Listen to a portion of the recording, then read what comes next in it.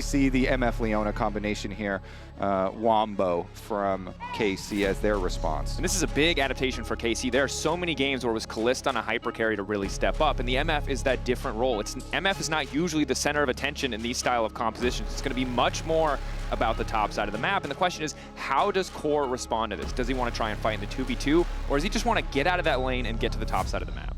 I'm kind of wondering if they want to go for something like a Renata here.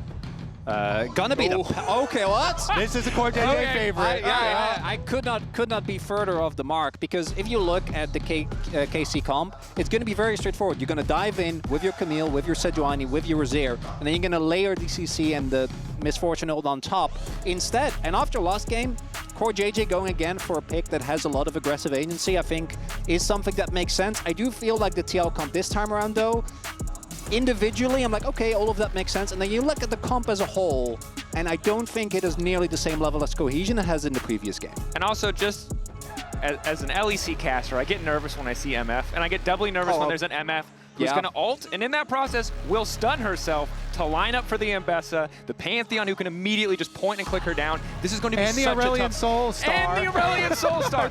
This is going to be such a hard game for Kliss, but as we mentioned earlier, he's not necessarily the center of attention in this composition. This is the main point that I was going to bring up, was, again, referring to delaying your AD carry pick so far and then getting kind of pushed down to this tier where, like, the other ones you were looking at would be kind of hard too, where it's like Zeri, Caitlyn, Kaisa.